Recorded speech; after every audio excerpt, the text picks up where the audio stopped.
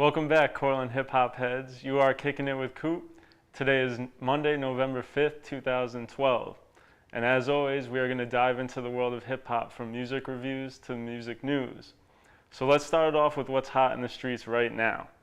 Maybach Music member Meek Mill released his first studio album titled Dreams and Nightmares recently. The album's a continuation of the dream theory that Meek uses throughout his mixtape series Dream Chasers. The album features artists such as Nas, John Legend, Big Sean, and of course Maybach Music leader Rick Ross. Also out now that's catching a major buzz is the release of Kendrick Lamar's album Good Kid, Mad City. The West Coast rapper has recently blown up on the scene, and the album is catching a lot of love from the hip-hop community. The album features amazing lyricism and deep narratives typical to Kendrick's style. Now, while you're listening to these two CDs that are out right now, get ready for the album release from a big West Coast project that's going on right now. Wu-Tang Clan and D-Block have teamed up and will be releasing Wu Block coming soon. The album features the single Stick Up Kids, and while the album is heavily focused around Ghostface and Sheek Louch, members from both New York City groups will be featured frequently on the album. You can catch the album November 13th, 2012. Also the same day, D-Block member Styles P will be releasing his solo album, The World's Most Hardest MC. Now you've got a little bit of music reviews, and now you know what to get and what to look out for, let's check out some news. First and foremost, tomorrow is Election Day, which is a big day in America. I urge you guys to go out and vote. As you know, hip-hop has always had a big say in the vote for the presidential election, and this year is no different. Jay-Z will be teaming up with Barack Obama today, November 5th, along with Bruce Springsteen on Barack's campaign trail. Jay-Z and Springsteen will be performing in support of Barack's campaign. Jay-Z also made headlines this morning when it was alleged that his company, Roc Nation, would be signing Giants wide receiver Victor Cruz to a major endorsement deal. The deal is said to be set in stone and will focus around all Victor Cruz's entertainment purposes. He's been seen throughout parties with Jay-Z recently, so it's no surprise that he is joining Jay-Z's team. Lastly, 50 Cent, who is no stranger to beef, took to Twitter claiming that the current beef with fellow Money Team member Floyd Mayweather was a hoax. The beef went far on Twitter when 50 Cent focused on Mayweather's money problems, domestic disputes, and finally it got too much, and he claimed that the beef was a publicity stunt for Mayweather, who was recently released out of prison. Apparently, focus wasn't on him after he served his 60-day sentence, and he wanted the public's eyes back on him, so he and 50 stirred up a fake beef on Twitter. That is all I have for you today, folks. Remember, please go out and vote, and in this cold weather, stay warm, and remember, now you have things to listen to, things to look out for, and you know what's going on. Thank you for kicking it with Coop.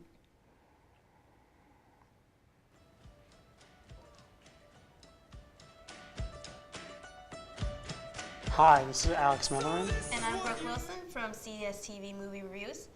And we're here again to talk to you about some of our favorite movies this week. Yeah, we have a lot of variety in our favorite movies. You know, we all love the dramas, but we also love the action and the thriller and the science fiction. Brooke, would you like to start us off? Yes, one of my all-time favorite movies, and it's a classic, is gotta be Titanic. I mean, one of the longest movies that I've ever seen, and one of the saddest.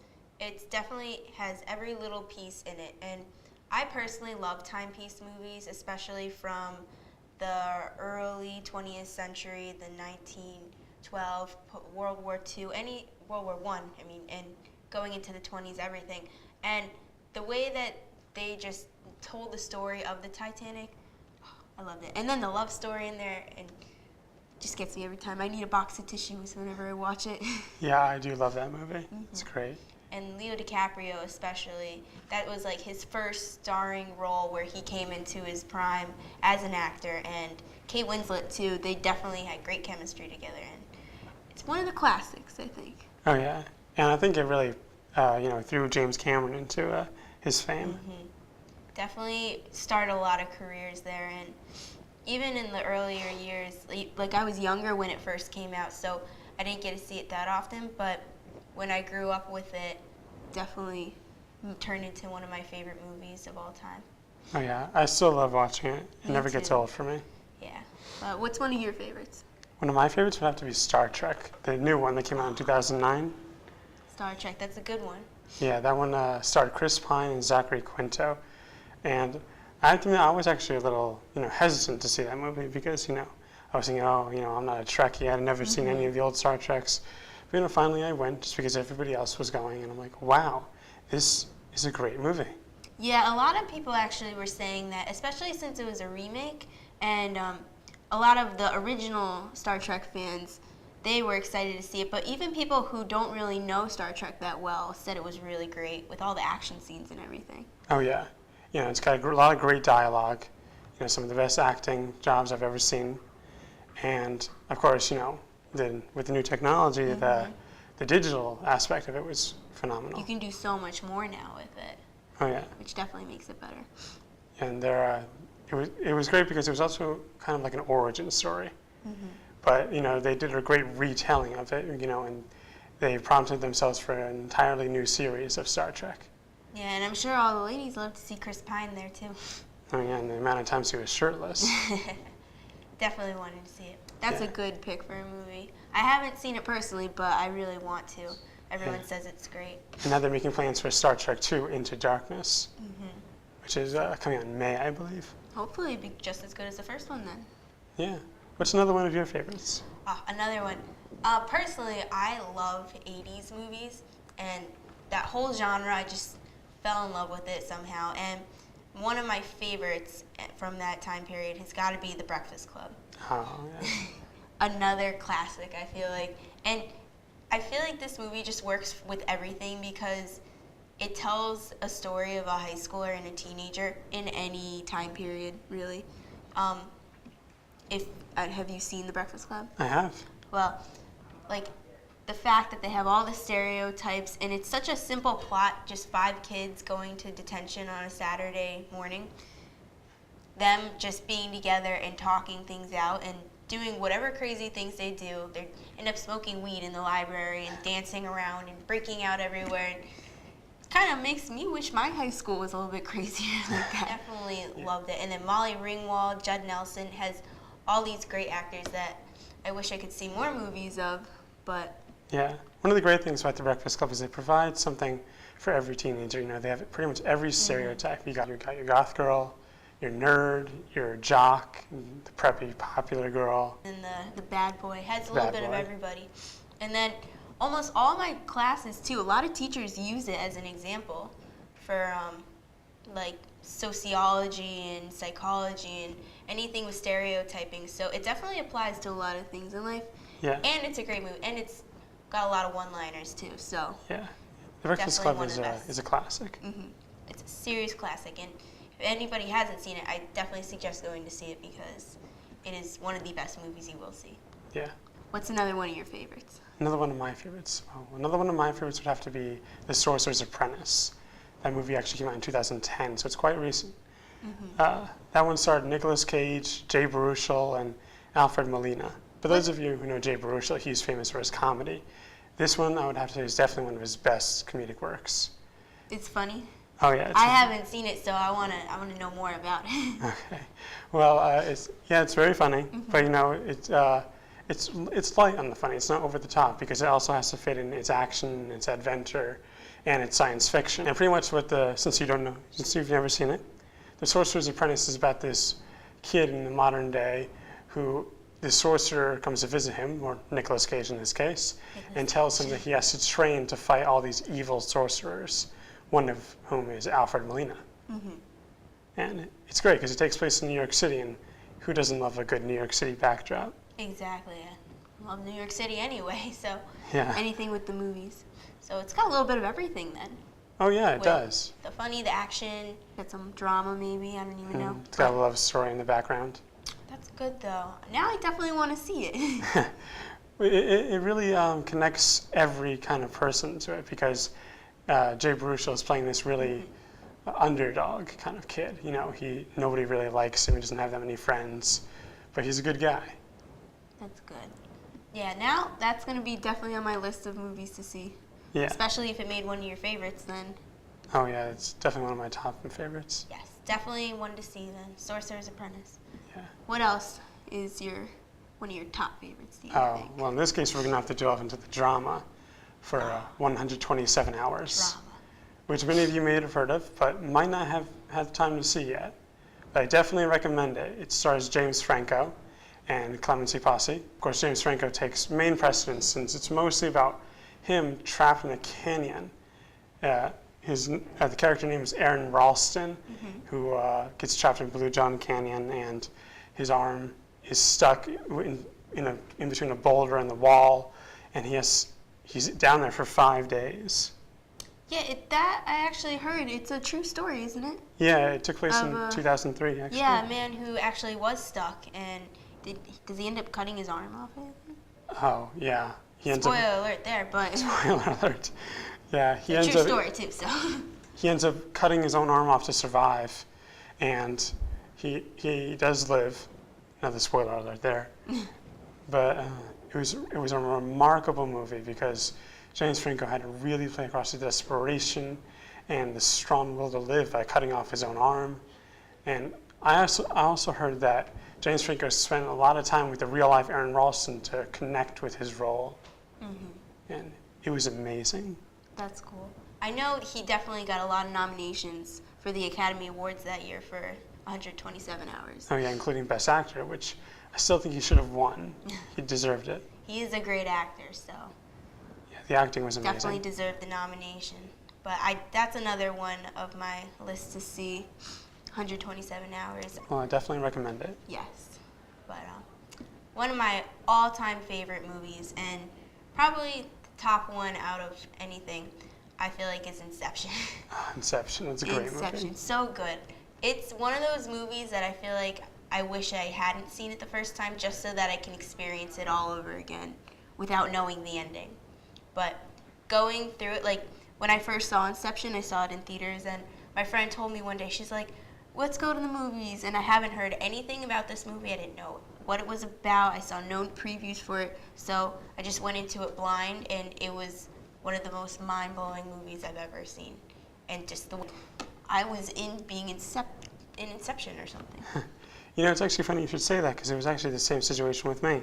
All I saw was a poster of it, you know, with a building folded on top of another building. So I'm like, okay, this might be pretty cool. Yeah, I didn't even know what the word Inception meant until I saw it, and I was glad I did because it was more fun to not know anything about it. Because sometimes when you see trailers and everything, they take away the best parts of the movies.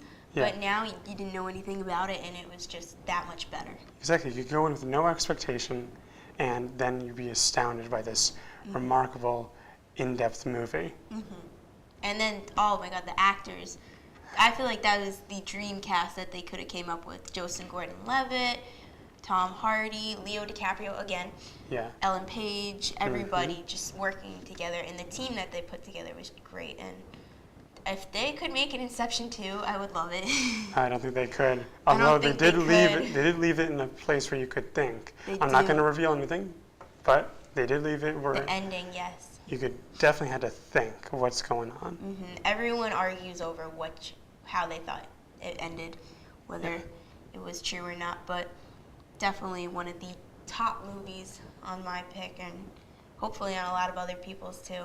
Yeah. Now I have to tell you that you're going to have to see the movie twice because the first time around you're not going to get it. Yeah. I guarantee you, you're It takes not a going to get while. it. But trust me, it's worth it to watch it a second time because then you can't stop. It's just every just time you that watch, good. you figure out more and more of what's going on. But definitely encourage you to watch it, all of you who haven't seen it, which hopefully you have. And in the meantime, We hope you yeah, join us again next week. join us again next week. And leave us some comments and tell us some of your favorite movies, because we'd love to hear about them. And we might even cover them. Yeah. So, see you next week.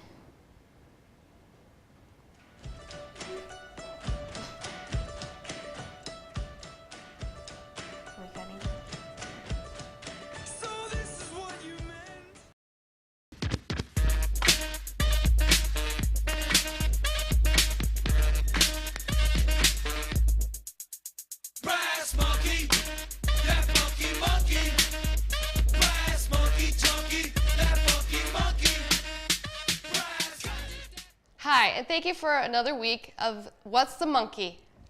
Nothing more squirrely than someone that needs to steal 80,000 pounds of nuts. Well, nuts, and that is. Hard to believe this nutty crime is worth $300,000. I guess that thief is no Chip and Dale. What's new?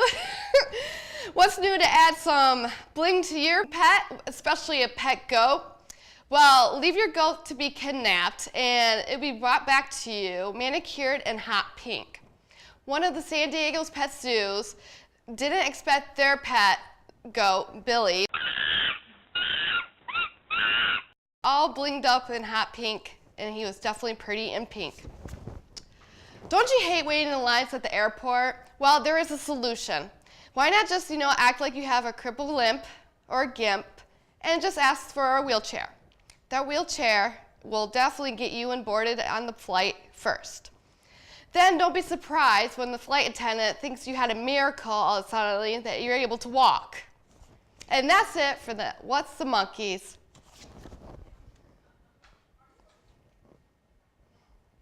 Cashing in my bad luck. Some nights I call it a draw.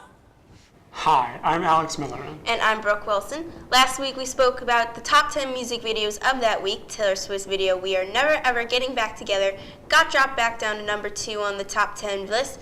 Taking Taylor's place this week is the band Fun with their song Some Nights. Besides that, the countdown for music was basically the same, so we're going to switch it up a bit and talk to you guys about the top 10 best albums of the 2000s. According to the Rolling Stones music site, Radiohead's fourth hit album, Kid A, is first on the list. According to the site, by the end of the decade, Radiohead had fulfilled much of the modern Beatles' promise by following rock's first commandment, go your own way. Second on the list for the top 10 best albums is This It by The Strokes. The album was an overnight sensation. Third on the list is Wilco's album, Yankee Hotel Foxtrot. Rolling Stone says that this album is a mix of rock tradition electronics, oddball rhythms, and experimental gestures. Fourth is Jay-Z's album, The Blueprint. Jay-Z's album this time didn't have a gimmick, according to the Rolling Stones. It turned the rapper loose, according to them. Fifth in the lineup is the album Elephant by the White Stripes. Throughout this album, Jack White tells the story of two scared kids in love with his songs in this album. Sixth is Arcade Fire's album Funeral. According to the Rolling Stones, the band used accordions and string instruments as central elements while writing this album. This made the album unique to others during that decade. Eminem places 7th in the best albums of the 2000s. Eminem is probably one of the best rappers of all time. In his album, the Marshall Mathers LP, Eminem raps about everything from murder fantasies to Britney Spears. The 8th best album is Bob Dylan's Modern Times. A fun fact about this album, according to the Rolling Stones, Dylan made a curious reference to Alicia Keys in his song Thunder on the Mountain. MIA takes the 9th spot in the top 10 best albums of the decade. Her album, Kala, lives up to the world-hopping promise of the cosmic sense that she sampled them in Paper Planes, which bizarrely blew up into a top 10 pop smash in the United States. Finally, the last spot in the countdown is Kanye West's The College Dropout. In this album, West sounded determined to cram everything he loved about music into each one of his hip-hop grooves. We hope you enjoyed our music countdown for this week, and we hope you join us again next week. To hear more about music reviews and everything that we have in music. So take care.